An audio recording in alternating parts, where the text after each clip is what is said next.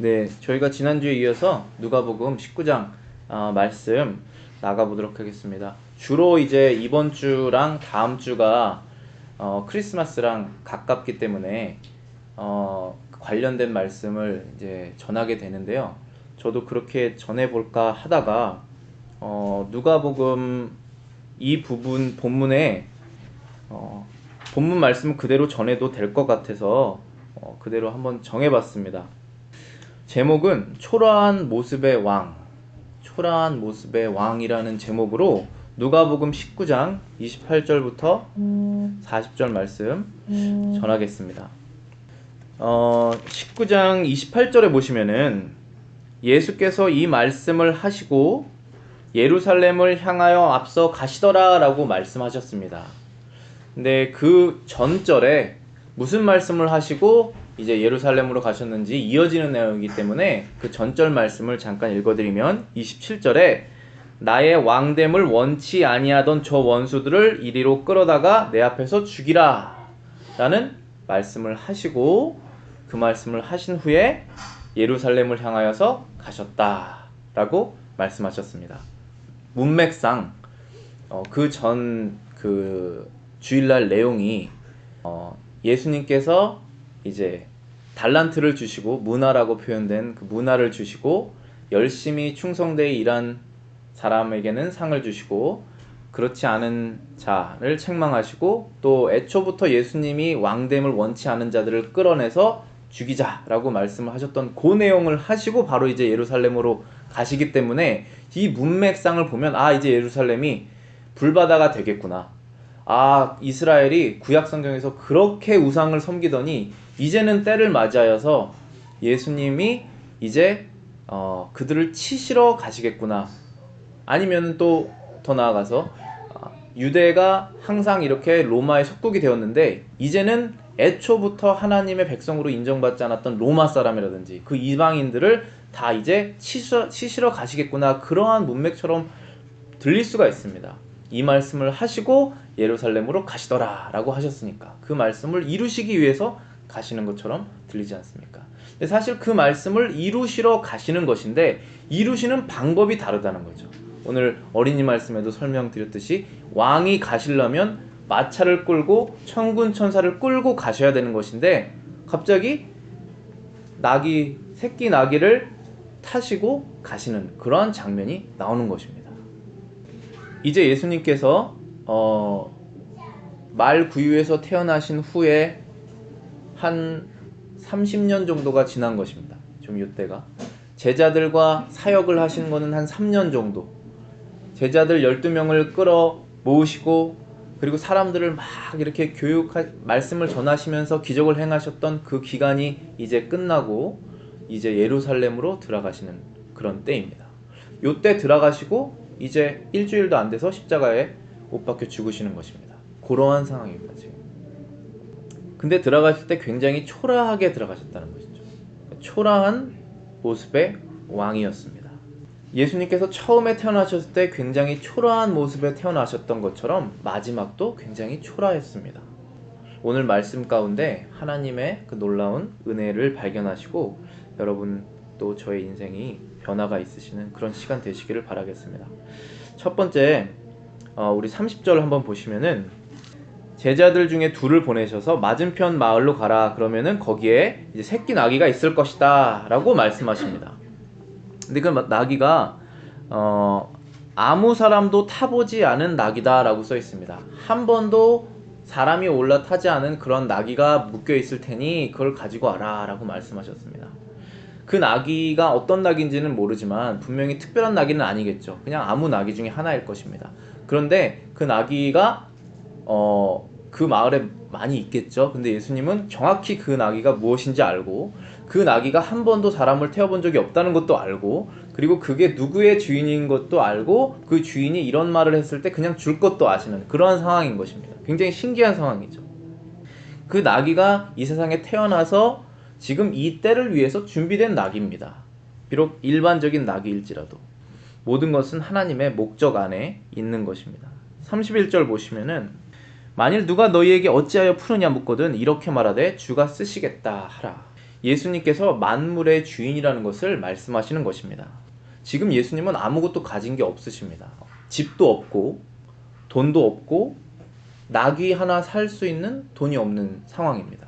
그런데 그 나귀를 내가 쓰겠으니 가지고 와라. 여러분 이 말씀을 드릴 때 어떤 생각이 드십니까? 그 올바른 말씀을 하시는 거니까 아니면 이상하게 들리십니까? 이상하게 들린다면 우리가 예수님의 위치를 혼란스러워하는 것입니다. 예수님은 비록 비천한 상태로 오셨지만 비천한 분이 아닙니다. 하나님 아버지의 말씀에 따라서 잠시 자발적으로 순종하는 마음으로 비천의 상태에 처해진 것이지 사실 이 세상 모든 것이 예수님의 소유라는 것입니다. 한마디로 당장 가지고 와라 라고 말씀하셔도 맞습니다, 당신 것입니다 라고 드려야 되는 것이 마땅하다는 것입니다. 그래서 이 말씀을 이제 예수님께서 왕으로 가시지만 굉장히 비천한 상태로 가실 것이지만 그 모든 것의 주인은 나 자신이다 라는 것을 보여주시는 그런 말씀이라고 볼 수 있습니다. 그렇다면 우리를 적용해 보면은 우리도 결국은 예수님의 소유가 되는 것이고 예수님이 저희에게 무엇을 가지고 와라고 했을 때 우리가 당연히 드려야 된다는 것이죠. 그렇게 우리가 삶에 적용해야 되는 것입니다. 예수님이 우리의 주인이시기 때문에. 32절부터 34절 읽어보겠습니다. 보내심을 받은 자들이 가서 그 말씀하신 대로 만난지라. 지금 제자들은 예수님이 말씀하신 그대로 갔습니다. 33절에 나귀 새끼를 풀 때 그 임자들이 이르되 어찌하여 나귀 새끼를 푸느냐 대답하되 주께서 쓰시겠다 하고 그 다음에 내용은 없습니다. 자연스럽게 그 나귀를 인도받아서 가지고 온 것 같습니다. 모든 역사가 예수님 중심입니다. 지금 이 나귀를 키우는 사람도 자신의 뜻대로 나귀를 키웠겠지만 나귀를 가지고 오늘 무슨 일을 써야겠다 그렇게 생각할 수도 있었을 거 아닙니까? 그런데 그거랑 상관없이 바로 나귀는 예수님의 목적에 쓰였습니다. 이 세상의 중심은 예수님입니다.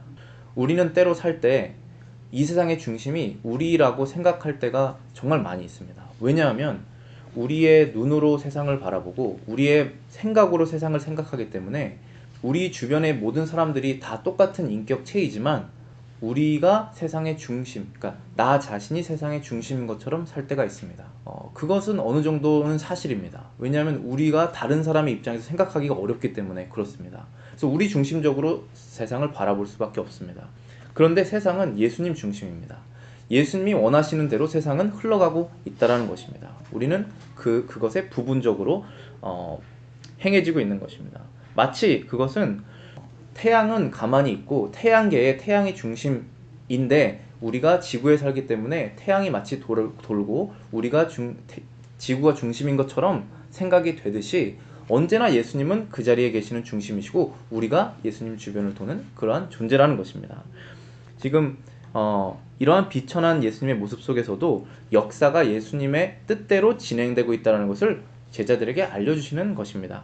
마가복음 지금 이 나귀를 타고 가시는 그러한 것이 우연한 사건이 아니라는 것을 마태가 동일한 사건을 기록할 때 기록하고 있습니다. 지금 누가복음 저희가 읽은 부분을 마태도 동일하게 적어놨는데 마태복음 21장 4절 제가 주보 뒷면에 적어놨습니다. 21장 4절에는 이렇게 기록하고 있습니다.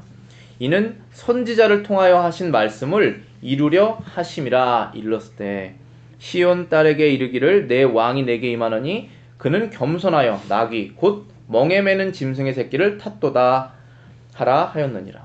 예수님께서 지금 나귀를 타시는 그 장면이 어떤 짐을 조금 덜기 위해서 나귀를 타신 것이 아니라 걷는 것이 힘드셔서 나귀를 타시는 것이 아니라 하나님께서 예언하신 대로 예언의 성취를 하시기 위해서 나귀를 타셨다는 것입니다. 그러니까 예수님은 하나님 아버지의 아들이시지 않습니까? 그 아들과 아버지는 그 뜻이 항상 일맥상통합니다. 아버지가 이러한 뜻을 갖고 있으면 아들은 반드시 행합니다. 그것이 순종의 관계지 않습니까? 예수님께서 이 땅에 태어나신 것은 하나님 아버지가 이루시기 원하는 것들이 쭉 있는데 그것을 하나하나 다 이루시는 것입니다. 그 중에 이 작은 부분, 나귀를 타는 것까지도 하나님 아버지의 뜻이었다라는 것을 지금 마태가 기록하고 있습니다. 성령의 영감을 받아서. 마태가 지금 인용한 구절이 어디냐면은 지금 나귀를 타고 가셔야 됐다. 그것이 선지자의 예언을 이뤄야 하는 것이었기 때문이다. 라고 한 고구절이 어디냐 하면 스가랴입니다. 스가랴 9장 9절 함께 보시겠습니다. 보시면 시온에 따라 크게 기뻐할지어다 예루살렘에 따라 즐거이 부를지어다 보라 내 왕이 내게 임하시나니 그는 공의로우시며 구원을 베푸시며 겸손하여서 나귀를 타시나니 나귀의 작은 것 곧 나귀 새끼니라 라고 예수님이 나오시기 전 한 400년 500년 전쯤에 스가랴라고 하는 선지자가 예언을 하였습니다. 그런데 예수님을 지금 왕이라고 표현했죠. 왕이 너에게 가실 것이다 라고 하셨는데 그분이 나귀를 타실 것이다. 분명히 새끼 나귀다 라고 분명히 말씀하셨습니다. 스가랴가 또 말하는 것은 예루살렘 백성들이 아주 기뻐해야 된다라고 말하고 있습니다. 크게 기뻐할지니라 즐거이 부를지니라 이 말은 그냥 그대로 해석하면은 크게 기뻐할지니라 즐거이 크게 소리를 질러라 그러한 소리입니다. 그렇게 즐거운 맞이를 하라 라고 말하는 것입니다. 왜 그렇게 즐거워해야 되냐 하면은 그가 공의로우시고 그가 구원을 가지고 계시다 이 두 가지를 말했습니다. 지금 스가랴 9장 9절에 그는 공의로우시며 그는 구원을 베푸신다 이 두 가지를 말했습니다. 그런데 그분은 나귀를 타고 오실 것이다. 그리고 스가랴 9장 10절에는 이렇게 말씀하십니다. 내가 에브라임의 병거와 예루살렘의 말을 끊겠고 전쟁하는 활도 끊으리니 그가 이방 사람에게 화평을 전할 것이요 그의 정권은 바다에서 바다까지 이르고 유브라데 강에서 땅끝까지 이르리라. 우리는 지금 이 말씀이 이스라엘 나라에 대해서 얘기하지 않는다는 것을 너무나 잘 알고 있습니다. 왜냐하면 이스라엘은 AD 70년에 망해서 1948년까지 나라가 존재하지 않았고 지금도 전 세계를 호령하고 있는 나라는 아니지 않습니까? 그러니까 지금 스가랴가 하고 있는 이 예언은 예루살렘, 이스라엘 나라에 해당되는 것은 아닙니다. 근데 분명한 것은 이 말씀이 하나님의 말씀이기 때문에 반드시 이루어져야 되는 말씀입니다. 지금 자세히 보시면은 스가랴 9장 10절에 내가라는 대명사를 쓰고 있습니다. 내가. 여기서 내가는 누구일까요? 그건 하나님 아버지를 말씀하시는 것입니다. 내가 에브라임의 병거와 예루살렘의 말을 끊겠고 전쟁하는 활도 끊으리니. 자, 이 세상에 전쟁이 없어진다는 뜻입니다. 그 다음에 그가 이방 사람에게 화평을 전할 것이요. 원어로 보면은 이방 사람에게라는 것은 모든 나라에게라는 뜻입니다. 전 세계에 있는 모든 나라에게 화평을 전할 것이다. 이제 평화다. 전쟁은 없다. 이젠 평화다라고 전할 것이다. 내가 그럴 것이다. 하나님 아버지가 그럴 것이다 라는 거죠. 그 다음에는 그의 정권은 이라고 나왔습니다. 나랑 지금 그는 다른 인물입니다. 그의 정권은 하나님께서 모든 권리를 주시는 그 아들, 그 예수님의 정권은 바다에서 바다까지 이르고 유브라데 강에서 땅끝까지 이르리라 라고 말씀하신 것입니다.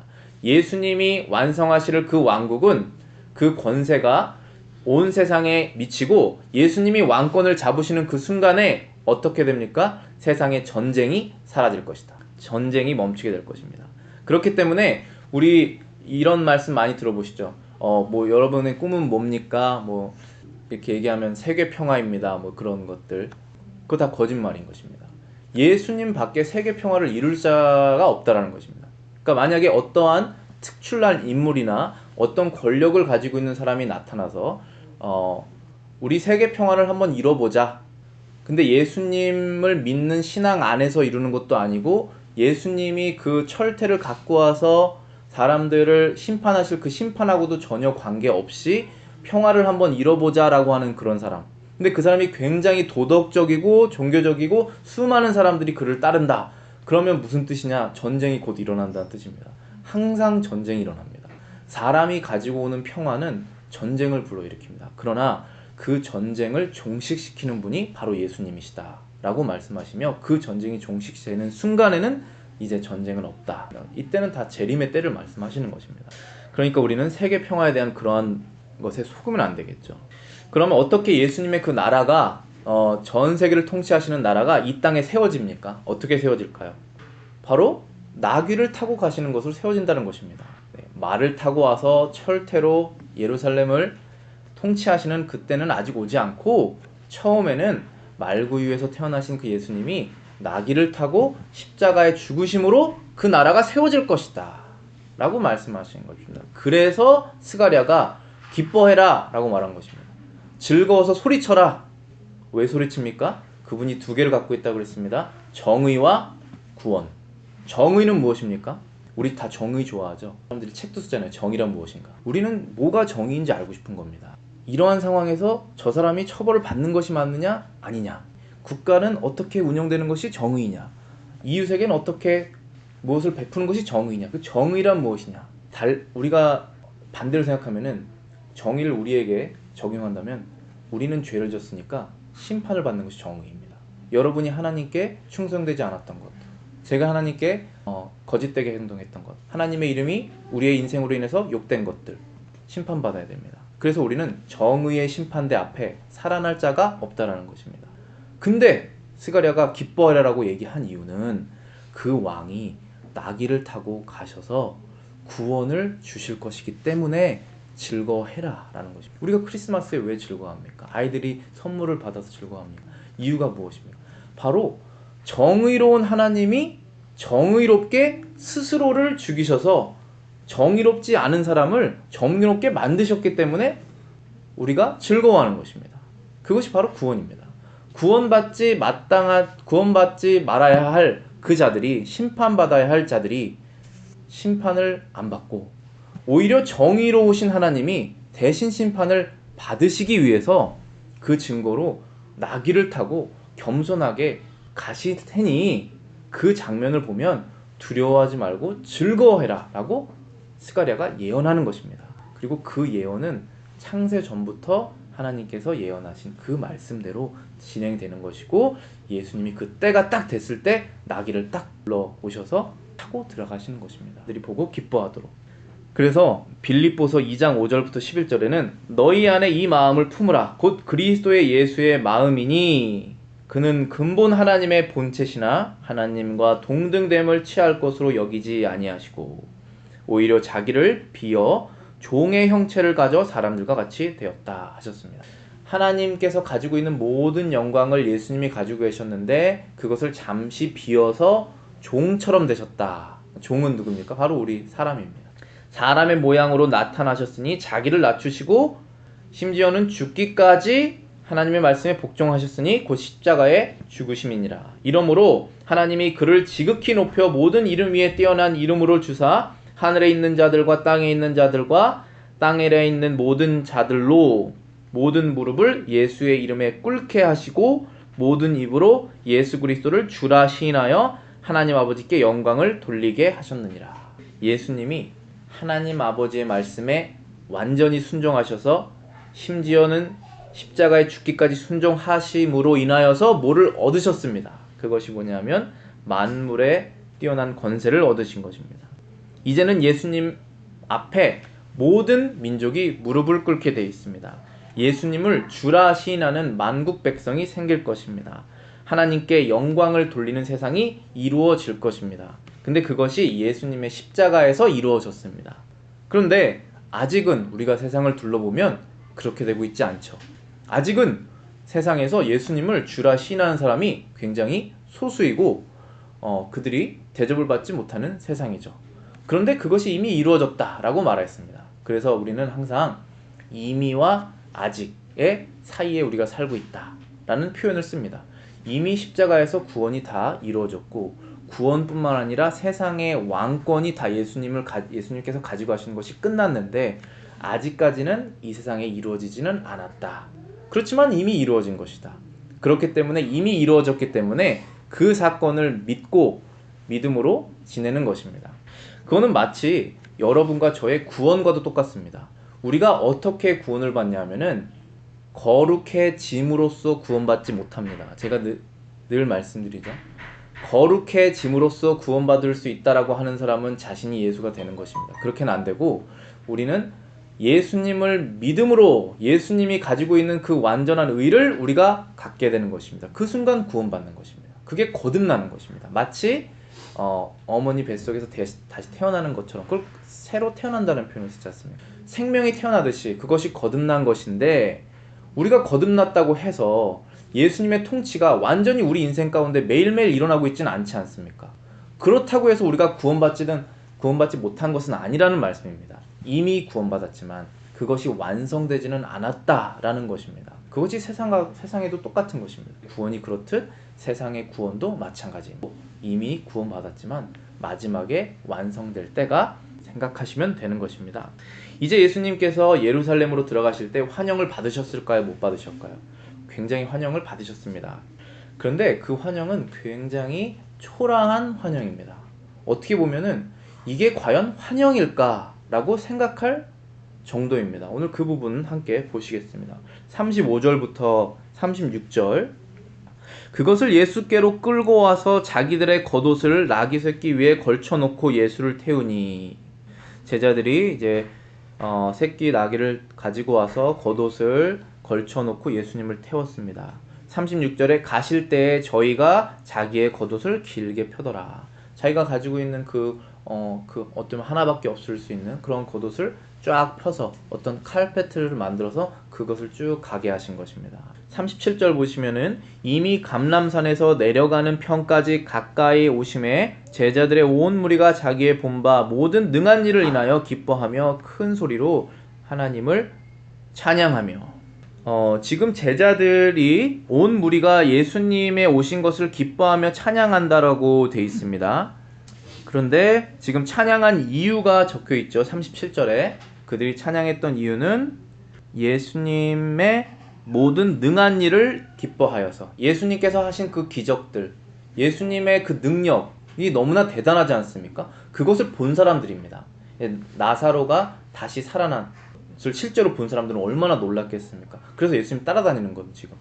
그리고 나사렛 예수, 그 선지자, 그 기적을 행하는 자, 그가 이제 예루살렘으로 돌아온다. 이 굉장히 의미 있는 도시로 들어오니 뭔가 일이 일어날 것이다. 우리는 왕을 맞자라고 하는 그러한 상황이라는 것입니다.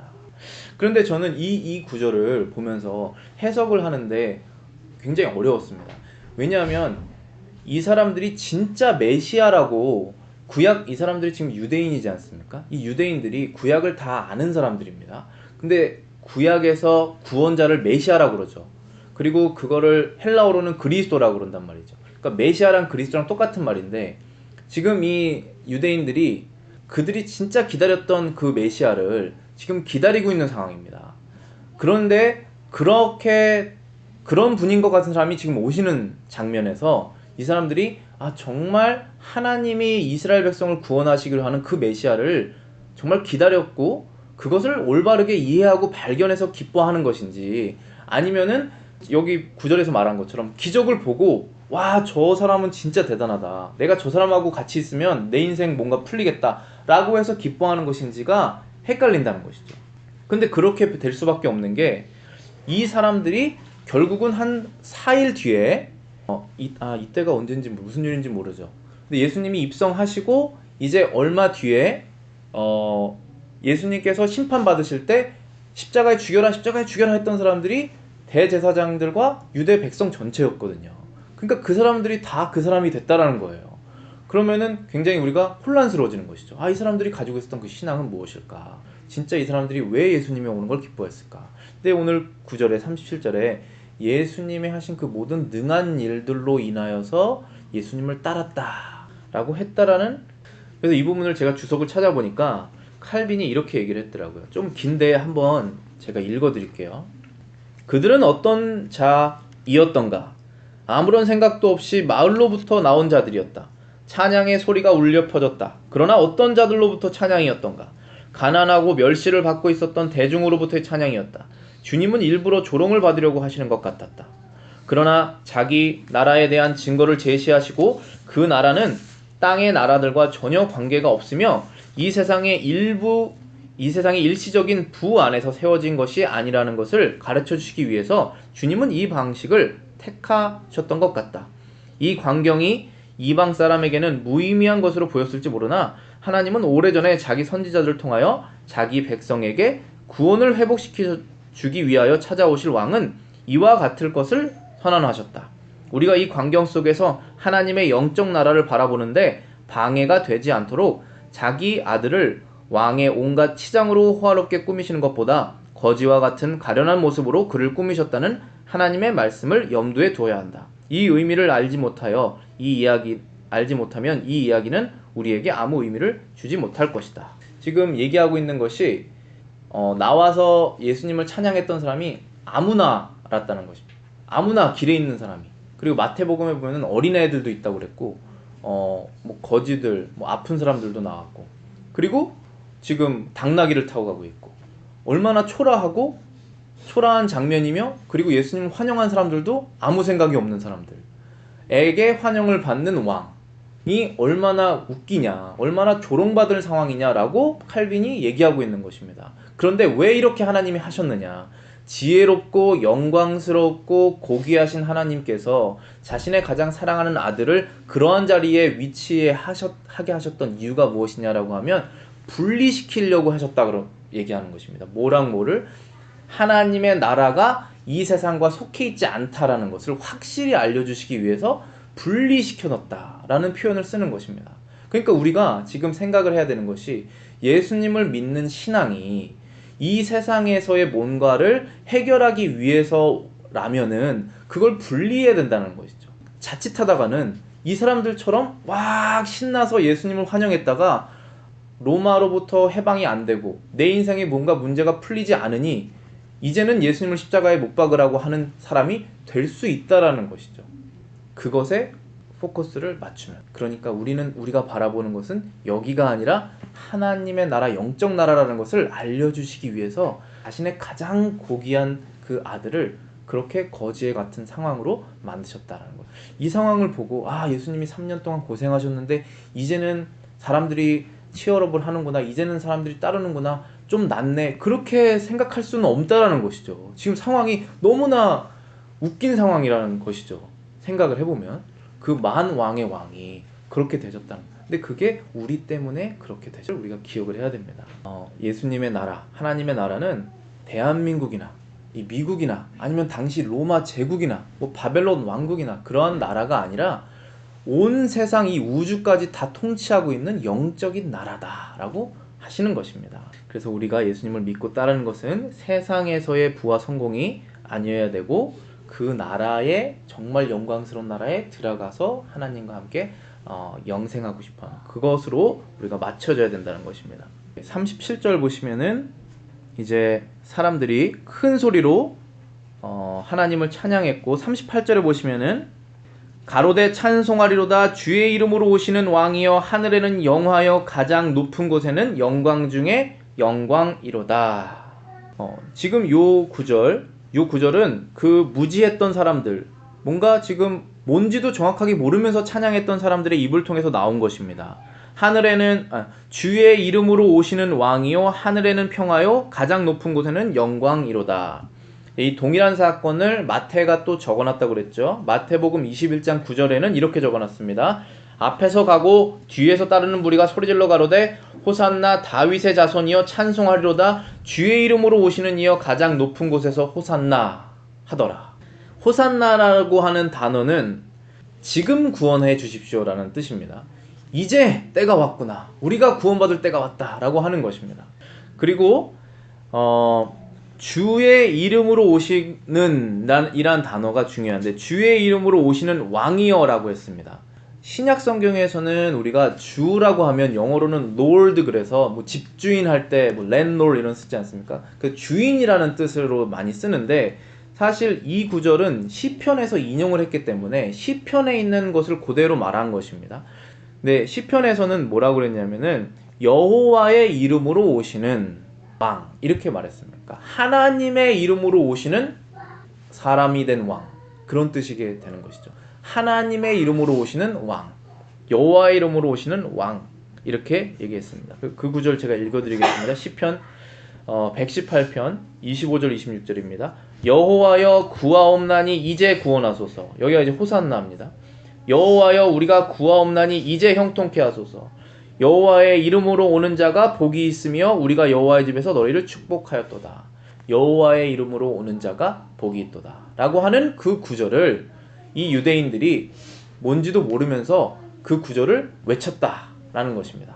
근데 이러한 비슷한 찬양을 누가복음 2장에서 천사들도 동일하게 했죠. 천사들도 누가복음 2장 14절에 지극히 높은 곳에서는 하나님께 영광이요 땅에서는 기뻐하심을 입은 사람 중에 평화로다 하니라. 베들레헴에서 나실 예수님의 소식을 목자들에게 전했을 때 천사들이 이렇게 고백했습니다. 지금 백성들이 정확하게 뭔지 모르면서 고백했던 이 내용이, 그 내용은 사실입니다.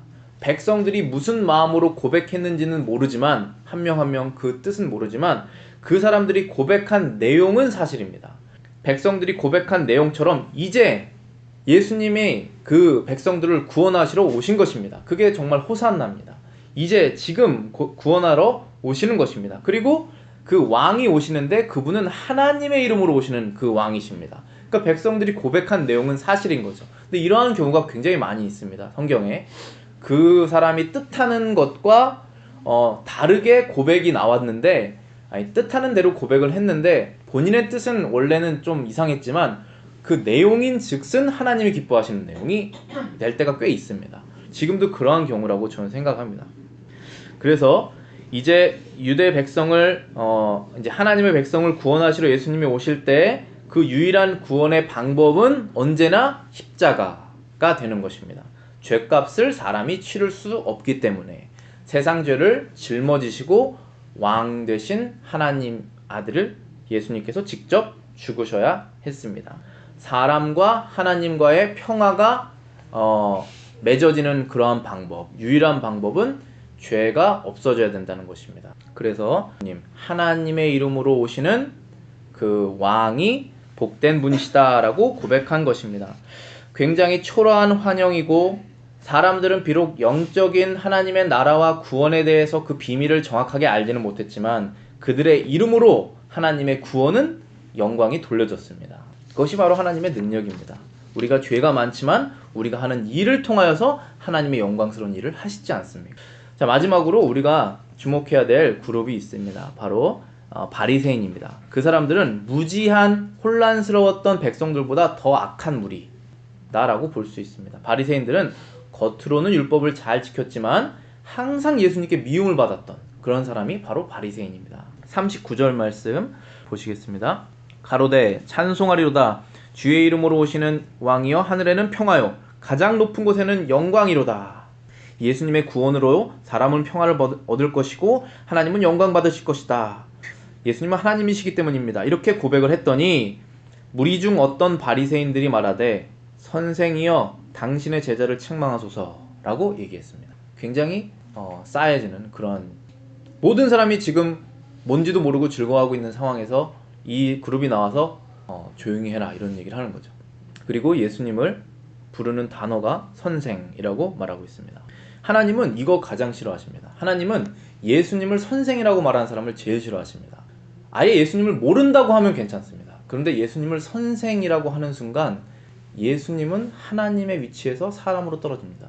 하나님은 하나님의 영광을 사람에게 보여주실 수 있는 가장 확실한 방법을 예수님으로 선택하신 것입니다. 예수님이, 하나님이 이제 영광이 많으시다라는 것을 아무리 말을 해도 사람이 알지 못하지 않습니까? 그래서 아예 사람으로 하나님의 영광을 보여주신 것입니다. 그게 성육신이고 예수님이신데, 그렇게 하셨다고 해서, 하나님이 사람의 몸을 입으셨다고 해서 우리가 그 사람을 보고 이제 하나님의 신성은 없다, 너도 결국은 우리랑 똑같은 사람이구나 라고 말할 수는 없지 않습니까? 하나님은 예수님을 하나님의 아들로, 또 하나님으로서 영광을 돌리는 것을 기뻐하시지, 예수님이 좋은 말씀을 하셨기 때문에 나는 그를 따른다 라고 하는 그러한 선생에 대한 개념으로 예수님을 생각하는 것을 아주 경멸하십니다.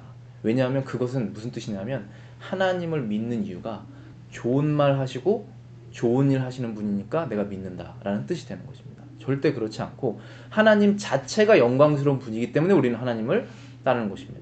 그럼 만약에 자기가 생각했을 때 왜 세상에는 이러한 사람이 고난을 받고 왜 이런 곳에는 전쟁이 끊이지 않고 하나님의 선한 곳은 어디 있느냐라고 하면 그때부터는 하나님이 영광을 받으시지 않아도 되는 존재가 돼버리는 것은 아니지 않습니까? 그러니까 우리는 하나님은 영광 받으실 분이니까 영광을 누리는 것이고, 예수님은 하나님의 아들이시니까 하나님이시니까 우리가 영광을 돌리는 것입니다. 근데 바리새인들은 예수님의 말씀, 이 구약 성경, 최소한 이 구약 성경은 정말 잘 알고 있었고, 그리고 구약 성경에 있는 율법보다 훨씬 더 많은 율법을 스스로 만들어서 구약 성경의 율법을 지키려고 했습니다. 그리고 지켰다고 믿었고, 주변 사람들도 다 지켰다라고 인정을 했던 그런 사람들입니다. 그런데 예수님이 이 사람들 볼 때마다 욕을 하시지 않습니까? 회칠한 무덤이다, 독사의 자식이다, 이런 말씀을 하시지 않습니까? 차라리 죄인이다라고 고백을 하는 게 낫지, 나는 하나님 말씀을 좀 잘 지켰다라고 말하는 것이 그렇게 위험하다라는 것입니다. 차라리 예수님 모른다고 하는 것이 낫지, 나는 예수님을 어느 정도 안다, 그런데 내 구원자는 아니다, 이렇게 말하는 것을 하나님이 싫어한다는 것입니다. 그게 바리새인입니다. 하나님이 그거를 싫어하시는 것은 하나님을 무시하는 것이기 때문에 그렇습니다. 하나님이 가장 소중한 아들을 우리에게 주셨는데 나는 그 아들은 필요 없고 그 아들이 말하고 있는 내용이 우리 사회에 잘 적용되는 것이 좋다 정도로만 생각하는 것이 하나님이 무시당하신다는 것입니다. 하나님의 영광을 우리가 거가 되는 것이죠. 40절 말씀 보시겠습니다. 대답하여 가라사대 내가 너희에게 말하노니 만일 이 사람들이 잠잠하면 돌들이 소리 지르리라. 만약에 지금 이 정말 어중이 떠중이 아이들, 병자들 막 떼거지로 나와서 막 신났다고 하고 있는 사람들이 지금 얘기하고 있는데 그 목적은 뭔지는 모르지만 내용은 하나님이 기뻐하시는 내용이다 라는 것이지 않습니까? 근데 그렇다고 해서 이 천박한 사람들 좀 조용히 좀 시켜라 라고 하는 그 깨끗한 바리새인들이 옆에 있는데 만약에 이 천박한 사람들의 입을 너희들이 막고 싶느냐, 그러면 막는다면 이 돌들이 소리칠 것이가 있는 사람이라고 생각했는데 심지어 이 돌들이 그 사람보다 더 값어치가 있게. 마태복음 21장 16절에는 이렇게 말하고 있습니다. 예수께서 말하되 저희의 하는 말을 듣느뇨. 예수께서 가라사대 그렇다. 어린 아기와 젖먹이들의 입에서 나오는 찬미를 온전케 하셨다 함을 너희가 읽어본 일이 없느냐. 예수님께서 아마 같은 상황일 것 같은데 지금 마태가 다른 내용을 기록하고 있습니다. 그러니까 바리새인이 똑같이 저들을 조용히 시켜라 이렇게 얘기를 했더니 저들은 여기서 말할 때는 어린아이들입니다. 어린아이들이 막 예수님을 따라가면서 막 좋다 좋다 이렇게 하니까 바리새인들이 조용히 시켜라 조용히 시켜라 이렇게 하니까 예수님께서 어린아이들의 입을 조용히 하게 하고 싶으냐, 그렇게 하면 젖먹이들의 입에서 나오는 찬미를 온전케 할 것이다 라는 그 말이 이루어질 것이다. 그러니까 어린아이들은 최소한 말을 할 수 있는, 지능이 아직은 떨어지겠지만 말은 할 수 있는 존재인데 젖먹이들은 말도 못하는 존재가 되는 거죠. 그러니까 돌하고 젖먹이의 공통점은 말을 못하는 것입니다. 말을. 그러니까 뭐를 얘기해서 제가 그걸 듣고 그렇구나 하는 그런 거가 소통이 안 되는 그러한 존재입니다. 그런데 돌들이 찬양할 것이다, 젖먹이가 찬양할 것이다. 그 말은 무엇이냐 하면은 복음이 어떤 사람의 입을 통해서 전파되지 않아도 복음은 세상을 통해서 자연을 통해서 전파된다. 자연의 이치를 통해서 전파된다. 그런 뜻입니다. 이 돌, 레이니어 산이나 아니면 그랜드 캐년이나 그런 데 가면은 이 웅장함을 보고 와 하나님은 얼마나 대단한 분이실까 라고 하는 그런 웅장함에 우리가 눌리듯이 이 자연에서 아이들이 태어나서 생명이 생기고 자라나는 그 과정을 보면서 와, 이 하나님은 정말 신비로운 분이시구나, 하나님은 얼마나 지혜가 많으실까, 그런 것을 알 수 있게 된다는 것이죠. 만약에 복음 전한 자가 없다면 그것을 통해서도 하나님의 영광은 드러난다 라고 말씀하시는 것입니다. 그래서 예수님께서 가장 경멸하셨던 사람은 무지해서 뛰놀고 막 정신없이 왔다 갔다 했던 그런 어린애들도 아니고 뭔지도 모르고 막 하나님을 찬양했던 그런 무식한 사람들도 아니고, 예수님이 경멸했던 사람은 복음을 안다라고 말하면서 예수님을 높이지 않는 사람들을 경멸했다는 것입니다. 그러니까 우리가 절대 그런 사람이 되지 않도록 주의를 해야 됩니다. 하나님의 권위에 도전하지 않도록 해야 됩니다. 예수님의 신성을 확실히 믿고 고백을 해야 됩니다. 비록 예수님이 초라한 모습으로 초림을 하셨지만 예수님이 창조주고 구원자고 심판자라는 사실을 우리가 확실히 알고 이 세상에 말해야 될 것입니다. 오늘 결론의 말씀으로 먼저 우리가 기억해야 될 것은 예수님께서 우리에게 모범을 보이셨는데 그 모범은 영광을 버리시고 하나님에게 순종했다라는 것입니다. 그래서 우리는 이 모습을 따라서 우리가 가지고 있는 가장 귀한 것을 하나님께 드리고 하나님의 나라를 위해서 사용하는 우리들이 되어야 하겠습니다. 두 번째는 예수님이 하나님의 아들이시고 성육신을 하시고 예수님이 하나님이시다라고 하는 이 세상 사람들은 당연히 믿지 못할 그 사실을 부끄러워하지 말고 계속 말을 해야 된다는 것입니다. 만약에 우리가 얘기하지 않는다면 하나님은 돌들을 사용해서라도 말씀하실 것입니다. 세 번째는 예수님을 선생으로 보는 그 믿음을 굉장히 주의해야 됩니다. 우리는 예수님을 하나님으로 보고 구원자로 보는 것이지 그냥 좋은 말씀하셔서 사회운동 하시는 선생으로 보는 그런 사람들의 믿음, 그런 사람들과의 교제를 굉장히 주의해야 됩니다. 그래야 하나님께서 영광을 받으시고, 만약에 우리가 그러한 신앙에 물들게 되면 우리는 결국은 이 바리새인처럼 기억하시고 한 주간 은혜 받으시는 주 되시기를 바라겠습니다.